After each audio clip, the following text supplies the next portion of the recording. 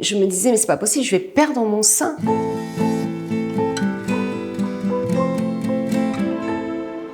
C'était pour moi inconcevable, inconcevable. Le sein avec lequel j'ai allaité mes enfants, etc. Donc j'avais une image comme ça. Donc c'est vrai que l'annonce de l'ablation, on m'a pas laissé le choix. Tant mieux parce que j'aurais peut-être fait les mauvais choix. Mais ça a été violent. L'opération, on l'a programmée 10 jours à l'avance. J'y suis allée et j'étais hyper contente d'y aller. Parce que ça y est, je me suis dit, c'est bon, maintenant, je sais où je vais. Je sais quels sont les enjeux, ce que je risque pas. Et je sais pas, j'étais hyper optimiste. Je me suis dit, il n'y a pas de raison. Je me souviens que la veille, je m'étais mise face au miroir, en fait. Et je me suis longuement observée en me disant, j'ai vraiment touché mon sein gauche avec cette masse, ce corps étranger, en fait, qui était dans moi. Et je me suis dit, regarde-toi une dernière fois, parce que à partir de demain, ton corps ne sera plus jamais comme avant. Ton corps changera, même si tu auras une reconstruction, il ne sera plus jamais comme avant. Et c'est comme ça que je me suis préparée, en tout cas, pour l'opération. Je suis allée voir donc la chirurgienne qui m'a dit, vous savez, cette fois-ci, c'est mastectomie. Donc, plus de scène du tout. Mais par contre, là, j'ai eu du mal avec la cicatrice. Parce que là, le corps change. Donc, ils hésitaient à m'enlever le sein. Le problème, c'est que les radiothérapeutes n'étaient pas d'accord parce que si on enlevait le sein, il faudrait faire de la radiothérapie derrière. Et donc, cibler tous les endroits initialement touchés. Ils étaient tous trop éloignés les uns des autres. Ils n'avaient pas de garantie que ça me ferait gagner des années. Du coup, ils ont dit, vaut mieux laisser comme ça pour l'instant. Donc, j'ai pas eu d'opération. C'est important, ça paraît bête parce qu'au début, on est content de pas avoir d'opération. Mais à la fois, on se dit, il me laisse comme ça, en fait, quoi. Pourquoi il me l'enlève pas le sein? Tout le monde se fait opérer, pourquoi pas moi? Donc, à la fois, on n'a pas envie de le perdre non plus. Donc, c'est vrai que c'est compliqué parce que j'ai pas envie qu'il m'opère. Mais de l'autre côté, s'il me le laisse, ça veut dire quoi? C'est qu'en fait, pour eux, ça vaut pas le coup, quoi. Donc, alors que non, pas du tout, c'est pas ça. C'est juste une façon d'opérer différente. Ils veulent pas fatiguer le corps parce que le corps est déjà fatigué par les traitements. Donc, ils préfèrent se garder des cartes en main pour plus tard. Mais au début, c'est un peu compliqué de l'accepter. En fait, on m'a de suite dit qu'il fallait faire une mastectomie. Donc moi, j'étais pas du tout contre ça, dans le sens où justement mon vécu par rapport à ma mère, le but en fait c'était de se débarrasser, d'enlever.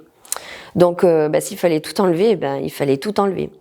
C'est vrai que sur le coup, on est quand même, moi j'étais perdue. Enfin, c'était quand même une nouvelle. Fallait la digérer, fallait déjà la recevoir. Et ensuite en faire quelque chose. Et j'étais perturbée, j'avais peur. Ça remettait en question, on allait enlever une partie de moi, m'enlever un sein. On va pas se mentir, c'est sûr que quand je me suis réveillée de l'opération, que j'ai touché et que le plat, c'est cette notion de main sur les côtes, sur le torse, qui ça m'a fait bizarre. Vraiment, ça m'a beaucoup perturbée. Il y avait de la peur, de l'appréhension. J'appréhendais beaucoup de voir. Quand il m'a annoncé l'ablation du sein malade, moi je voulais direct qu'on me retire l'autre. Je dis, je vais pas rester asymétrique. Allez, c'est bon, un sein, deux seins, on s'en fout, quoi. Allez, on retire. Et là, ils ont pas voulu. Bon, pour finir, on m'a retiré le deuxième, mais plus d'1 an et demi après, voilà, puisque c'était génétique. Donc du coup, là, on m'a retiré le deuxième en prévention. Mais sur le moment, moi, je trouve que ça a duré longtemps, ce moment où j'avais un sein à peu près reconstruit qui était là, et l'autre, après 2 enfants, qui était là. Donc ça, c'est des petites choses, par exemple, qui sont pas, qui pour moi étaient vraiment pas top, quoi. Voilà, qu'on ne m'écoute pas assez, en fait. Quand on m'a annoncé effectivement que je devais me faire opérer enceinte, j'ai eu peur.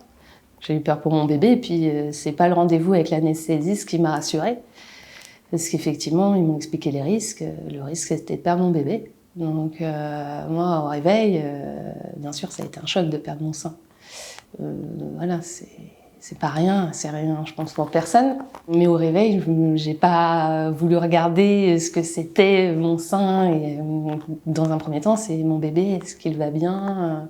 Donc ils m'ont fait l'échographie directement et bébé allait bien. Donc c'est incroyable. Donc c'est moi qui ai proposé qu'on l'enlève. Déjà au bout de la deuxième intervention, j'avais dit vous pouvez l'enlever. La troisième a dit non, on va voir. Et puis après, il m'a dit bon allez, on va quand même l'enlever parce que ça sert à rien de continuer comme ça. On va continuer à creuser. Et je me disais, j'avais des cicatrices partout. Donc je me disais, c'est pourquoi le garder alors que je sais très bien que vaut mieux s'en séparer tout de suite et enlever tout ça. J'ai fait une tournée d'adieu à mon sein avec des potes, ma famille. On a fait des photos qui disaient adieu au sein. J'ai fait une journée avec des copines où on a moulé mes seins. J'ai fait un moulage en plâtre. Et ça, franchement, ça m'a vraiment aidée. Le truc, c'était pas tant de dire adieu à mon sein. J'ai pas un rapport à mes seins. Voilà. Voilà. Peut-être parce que je suis avec personne aussi, que je suis célibataire, que j'ai pas eu d'enfant, donc j'ai pas non plus de rapport à la maternité.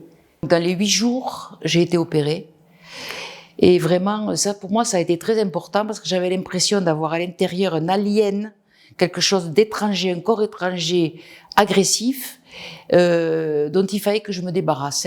C'était une question de survie. Il fallait enlever ce qui était malade et dangereux. Voilà. Toutes les questions qui sont liées après à la féminité, c'est des questions pour moi qui à ce moment-là étaient secondaires. La chirurgie, on m'en parle tout de suite, dès qu'on m'annonce le protocole. Et moi, j'y crois pas, en fait. Je me dis, ben non, il se trompe, c'est bon, avec la chimiothérapie, ça va bien se passer, toutes les cellules cancéreuses vont finalement partir, et puis on va me laisser tranquille, quoi. Pour moi, en fait, c'était de la mutilation, quoi. Enfin, on m'a enlevé une partie de moi. Enfin, ça a été compliqué à le gérer. Mais c'est vrai que jusqu'au bout, on se dit, bon, il y a peut-être une chance, mais non. Moi, c'était un besoin, une nécessité qu'on enlève ce sein malade, et il y en avait besoin, on l'a fait, point. L'opération que j'ai eue, le chirurgien qui m'a opérée, a préservé la sensibilité au niveau tactile. Et donc, le sein que je n'ai plus est aussi sensible que l'autre, même s'il y en a plus, de toute façon, même par moment, j'ai l'impression davantage. Et c'est pour ça que je dis, pendant les 6 mois d'attente entre les 2 examens, je pense que je me suis préparée. J'ai regardé mon mari de l'époque et je lui ai dit, écoute, j'ai 38 ans, j'ai autre chose à faire que d'avoir l'épée Damoclès et me demander si ça évolue ou pas. Je le rappelle et je veux qu'on m'enlève mon sein. Ça a été radical, en fait. Et là, je m'attendais pas à ce combat-là, un parmi tant d'autres. C'est que le corps médical vous dit, mais non, madame, on vous enlèvera pas votre sein. Et pourquoi? C'est mon corps, je veux l'enlever. Maintenant, 99% des femmes, je reviens dessus, veulent garder leur sein. Et c'est mon corps, je veux l'enlever. Dans ce cas-là, il faut argumenter par courrier, ça passera en conseil pluridisciplinaire. Mais moi, mon choix a été simple dans ma tête. C'était, qu'est-ce que c'est un sein qu'à côté de la vie? Bon ok, j'y vais, j'enlève mon sein.